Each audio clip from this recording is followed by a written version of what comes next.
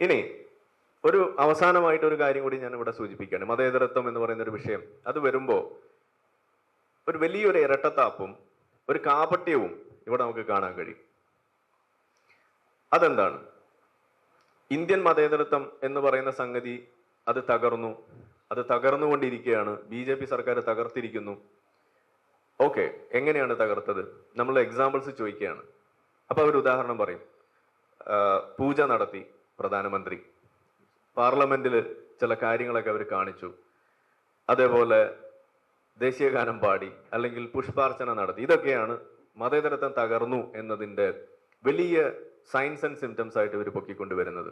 ഞാൻ നിങ്ങളോട് ചോദിക്കുകയാണ്, ഇതാണോ യഥാർത്ഥത്തിൽ മതേതരത്വം തകർന്നു എന്നതിൻ്റെ ലക്ഷണം? അല്ല. യഥാർത്ഥത്തിൽ മതേതരത്വം തകർന്നു എന്നതിൻ്റെ ലക്ഷണം എന്ന് പറയുന്നത് എന്താണ്? ഒരു ഉദാഹരണം പറഞ്ഞാൽ ഷാബാനു കേസ് മതേതരത്വം തകർന്നതിൻ്റെ ലക്ഷണമാണ്. അവിടെ ഒരു ഇക്വാലിറ്റി നിയമം, അതിൻ്റെ മുന്നിലുള്ള ഇക്വാലിറ്റി എല്ലാ പൗരനും ഉണ്ടായിരിക്കെ ഒരു മതത്തിന് വഴങ്ങിക്കൊണ്ട് അതിനെ അവിടെ റദ്ദാക്കി അവിടെ ഒരു സൈഡ് വലി ഉണ്ടാക്കി കൊടുക്കുന്ന പരിപാടി, അതാണ് മതേതരത്വത്തിനെതിരെയുള്ള പ്രധാനപ്പെട്ട തെളിവ്. അതല്ലെങ്കിൽ ഇപ്പോ നമ്മൾ പറയുന്ന യൂണിഫോം സിവിൽ കോഡ്, എല്ലാ വ്യക്തികൾക്കും തുല്യമായ നിയമ പരിരക്ഷ ലഭിക്കുന്ന രീതിയിൽ, മതഭേദമന്യേ ലഭിക്കുന്ന രീതിയിൽ അത് വേണ്ട, മുസ്ലിം സമുദായത്തിന് സ്പെഷ്യൽ മാരേജ് ആക്ട് മതി, അല്ലെങ്കിൽ അങ്ങനെയുള്ള ചില കാര്യങ്ങൾ മതി എന്ന് പറഞ്ഞുകൊണ്ട് വെക്കുന്നു. തുല്യമായ സ്വത്തവകാശം വേണ്ട, അവരുടെ വ്യക്തി നിയമം മതി, ശരിയത്താണ് ശരി എന്ന് പറയുന്ന അവസ്ഥ. അതാണ് മതേതരത്വത്തിന് ഏൽക്കുന്ന ഏറ്റവും വലിയ പരിക്ക്.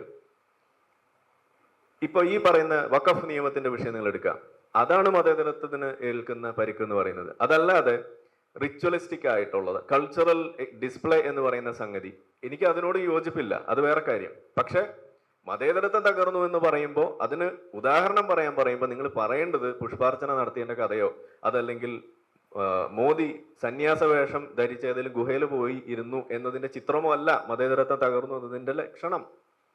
അത് കൃത്യമായിട്ട് നമ്മൾ പറയുമ്പോൾ അതൊന്നും പറഞ്ഞാൽ പറ്റില്ല എന്ന് പറയുമ്പോൾ അത് ശരിയല്ല. അത് ഇരട്ടത്താപ്പാണ്, കാപട്യമാണെന്നാണ് നമ്മൾ പറയുന്നത്.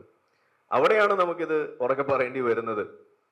അപ്പൊ ഇവിടെ നമ്മൾ ഈ തരത്തിലുള്ള കാര്യങ്ങൾ പറയുമ്പോൾ ഒരു BJPയുടെ അല്ലെങ്കിൽ ഇപ്പൊ നമ്മൾ ഭരിച്ചുകൊണ്ടിരിക്കുന്ന ആ പാർട്ടിയുടെ ഭാഗമായി കൊണ്ടുള്ള നീക്കങ്ങൾ എന്ന് പറയുമ്പോൾ, ഇപ്പൊ വഖഫ് അമെൻമെന്റ് എന്ന് പറഞ്ഞു കഴിഞ്ഞാൽ മതേതരത്വത്തെ ശക്തിപ്പെടുത്താനുള്ള നിയമമാണ്. അത് നമുക്ക് അംഗീകരിക്കേണ്ടി വരും. അത് ആളുകൾ സമ്മതിക്കുന്നുണ്ടോ? ഇല്ല. പക്ഷെ അവർ മതേതരവാദികൾ എന്നാണ് കേട്ടോ അവരെ പുറത്ത് വിളിക്കപ്പെടുക, സ്റ്റിക്കറൊക്കെ ഒട്ടിച്ച് നടക്കും. യൂണിഫോം സിവിൽ കോഡ് അത് ഉണ്ടാകണം, അത് ഇവിടെ നടപ്പിൽ വരുത്താണ് വേണ്ടത്. അതാണ് മതേതരത്വത്തെ ശക്തിപ്പെടുത്തുക. പക്ഷെ അത് അവർ അനുവദിക്കുന്നുണ്ടോ? ഇല്ല. അത് കൊണ്ടുവരുന്ന ആളുകളെയാണ് മതേതര വിരുദ്ധനെന്നും മൈനോറിറ്റികളെ കുഴിച്ചു മൂടുന്നവരെന്നും പറഞ്ഞുകൊണ്ട് വാദിക്കുന്നത്. എന്നിട്ട് അവർ സ്വയം വിളിക്കുന്നത് തങ്ങളാണ് മതേതരവാദികൾ എന്നാണ്. അതിനോട് നമുക്ക് യോജിക്കാൻ കഴിയില്ല. അപ്പൊ എന്താണ് ഇവർ കമ്പയർ ചെയ്യുന്നത്? അതായത് സിസ്റ്റമാറ്റിക് ആയിട്ടുള്ള അല്ലെങ്കിൽ സിസ്റ്റമിക് ആയിട്ടുള്ള, അതായത് ആ സംവിധാനത്തിന്റെ തന്നെ ഭാഗമായിട്ട് മതേതരത്വത്തെ തകർക്കുന്ന കാര്യങ്ങളെ പരിപോഷിപ്പിക്കുന്ന തരത്തിലുള്ള നിയമങ്ങളും അത്തരത്തിലുള്ള പോളിസികളും ഉണ്ടാക്കി വെച്ച് മതേതരത്വത്തെ തകർക്കുന്ന പണി, അതാണ് സത്യത്തിൽ ഇവിടെ നമ്മൾ പരിഹരിക്കേണ്ടത്. അത്തരത്തിലുള്ള പ്രശ്നങ്ങൾക്കുള്ള ഉദാഹരണമാണ് യൂണിഫോം സിവിൽ കോഡ് ഇല്ലായ്മ, വഖഫ് നിയമം, അതുപോലെയുള്ള വിഷയങ്ങൾ. അപ്പോ ആ സംഗതിയെ പരിഹരിക്കുമ്പോൾ മാത്രമാണ് നമുക്ക് മതേതരത്വത്തെ സംരക്ഷിച്ചു അല്ലെങ്കിൽ പിടിച്ചു നിർത്തി അതിനെ ആ സ്ട്രോക്ക് വന്ന് കിടക്കുന്ന അവസ്ഥയിൽ നിന്ന് പൊക്കി എണീപ്പിച്ചു എന്ന് നമുക്ക് പറയാൻ കഴിയുള്ളൂ. അല്ലാതെ നിങ്ങൾ പുഷ്പാർച്ചന നടത്തുന്നത് നിർത്തിയത് കൊണ്ടോ, വിളക്ക് കത്തിക്കുന്നത് നിർത്തിയത് കൊണ്ടോ, അല്ലെങ്കിൽ സന്യാസ വേഷം മാറ്റി നിങ്ങൾ സൂട്ടും കോട്ടും ഇട്ടാലോ മതേതരത്വം രക്ഷപ്പെടില്ല. നിങ്ങൾ അതൊക്കെ ഇട്ടിട്ടാണെങ്കിൽ, അങ്ങനെയൊക്കെ ചെയ്തിട്ടാണെങ്കിൽ നിങ്ങൾ ചെയ്യുന്നത് ഇതുപോലുള്ള മതേതര വിരുദ്ധമായ കാര്യങ്ങളാണ്. ഈ നിയമനിർമ്മാണത്തിലൂടെ ആളുകളുടെ തുല്യമായ നിയമത്തിനുള്ള അവകാശവും അവരുടെ സിവിൽ റൈറ്റ്സും ഹനിക്കുന്ന രീതിയിലുള്ള കാര്യങ്ങളാണ് ചെയ്യുന്നതെന്നുണ്ടെങ്കിൽ അത് മതേതരത്വത്തെ തകർക്കുന്ന ആക്ടിവിറ്റി തന്നെയാണ് എന്നാണ് എനിക്ക് പറയേണ്ടത്. അതുകൊണ്ട് നമ്മൾ പ്രയോറിറ്റൈസ് ചെയ്യണമെന്നാണ് ഞാൻ പറയുന്നത്. കാരണം അവിടെ ഞാൻ പറഞ്ഞു, എനിക്ക് ഈ പറയുന്ന പബ്ലിക് ഡിസ്പ്ലേ ഓഫ് റിലീജിയനോട് എനിക്ക് താല്പര്യമില്ല. കാരണം ഒന്നാമത് നമ്മളൊരു നിരീശ്വരവാദിയാണ്. അതുകൊണ്ട് തന്നെ ഈ മതേതരത്വം എന്ന് പറയുന്ന സംഗതിയെ നമ്മൾ പിടിച്ചു നിർത്തണം എന്ന് പറയുന്നിടത്ത് പബ്ലിക് ഡിസ്പ്ലേ ഓഫ് റിലീജിയൻ എന്ന് പറയുന്നത് അതൊരു പ്രശ്നവൽക്കരിക്കപ്പെടേണ്ട വിഷയം തന്നെയാണെന്നാണ് നമ്മൾ പറയുക. എന്താ കാരണം എല്ലാ മതങ്ങളും ഒരുപോലെ അല്ല എന്നുള്ളിടത്താണ് അതിന്റെ പ്രശ്നം. ഇപ്പൊ നിങ്ങൾക്ക് ഒരു ഹിന്ദു മത വിശ്വാസി എന്നുള്ള രീതിയിൽ കുറച്ചും കൂടിയും ഒരു ഇൻക്ലൂസീവ്നെസ്, ഈ സർവ്വമത സദ്ഭാവന എന്നൊക്കെ പറയുന്നത് അതൊന്നും ഇസ്ലാമിലില്ല, അതൊന്നും ക്രിസ്ത്യാനിറ്റിയിലില്ല. അത് ചിലപ്പോൾ നിങ്ങൾക്കുണ്ടാവുമായിരിക്കാം, പണ്ടുണ്ടായിട്ടുണ്ടാവില്ല, പക്ഷെ ഇന്ന് നിങ്ങൾ അത് ആർജിച്ചെടുത്തു എന്നെങ്കിലും പറയാം. അപ്പൊ നിങ്ങൾ ചെയ്ത പോലെ ബാക്കിയുള്ള ആളുകൾ ചെയ്യണമെന്ന് എന്താ നിർബന്ധമുള്ളത്? ഒരു നിർബന്ധമില്ല.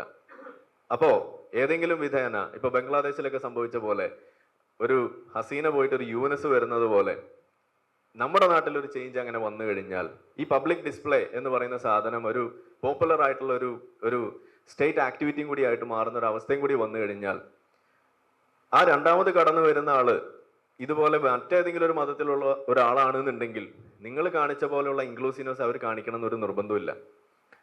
അത് മാത്രമല്ല, അവർ അതിൽ നിർത്തുകയുമില്ല എന്നുള്ളിടത്താണ് പ്രശ്നം. കാരണം ഈ സാധനം ഒരു ചരട് പോലെയാണ്. അതിന്റെ അറ്റം നിങ്ങൾ പിടിച്ചാൽ പിന്നെ പുലിവാല് പിടിക്കുക എന്നൊക്കെ നമ്മൾ പറയും. പിന്നെ നിങ്ങളെ കൊണ്ട് അങ്ങ് പോകും.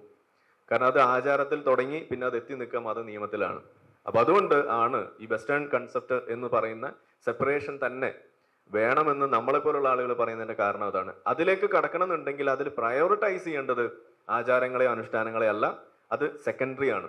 പ്രൈമറി ഇത്തരത്തിലുള്ള നിയമങ്ങൾ വെച്ചുകൊണ്ട് സിസ്റ്റമിക് ആയിട്ടുള്ള ഇനീക്വാലിറ്റീസ് അവിടെ ആണിയടിച്ച് ഉറപ്പിക്കുന്ന തരത്തിലുള്ള നിയമനിർമ്മാണങ്ങൾ അല്ലെങ്കിൽ ഇതുപോലെയുള്ള നിയമങ്ങൾ ഉണ്ടാക്കാതിരിക്കൽ, യൂണിഫോം സിവിൽ കോഡുള്ള വിഷയങ്ങൾ, അവിടെയാണ് നമ്മൾ ഇടപെടേണ്ടത്. അതിന് ഇത്തരത്തിലുള്ള വഖഫ് നിയമം പോലെയുള്ള സംഗതികൾ അത് പരിഹരിക്കുന്നതിന് വേണ്ട നടപടികൾ കൈക്കൊള്ളുന്നതിന് അത് ഘട്ടം ഘട്ടമായിട്ടാണെങ്കിൽ ഞാൻ അങ്ങനെ ഇതിനെ കാണുന്നുള്ളൂ. നിലവിൽ ഈ ഒരു അമെൻമെന്റിലൂടെ മുന്നോട്ട് വന്ന് ഭാവിയിൽ ചിലപ്പോൾ ഇത് അബോളിഷ് ചെയ്യുന്നതിന് വരെ നീക്കം നടത്തിയാൽ നമ്മൾ അതിന് പൂർണ്ണമായ സപ്പോർട്ട് എൻ്റെ ഭാഗത്തുനിന്നുണ്ടാവും. വ്യക്തിപരമായിട്ടാണ് എന്നുണ്ടെങ്കിൽ പോലും ഉണ്ടാവും എന്നുള്ളതാണ് നമുക്കതിനകത്ത് അവസാനമായിട്ടും കൂടി പറയാനുള്ളത്. ഏതായാലും ഇത്ര നേരം കേട്ടിരുന്ന ആളുകൾക്ക് ഒരു ചെറിയ നന്ദി, ചെറുതല്ല വലിയ നന്ദി പറഞ്ഞുകൊണ്ട് ഞാനിവിടെ ഉപസംഹരിക്കുകയാണ്. എല്ലാവർക്കും നന്ദി, നമസ്കാരം.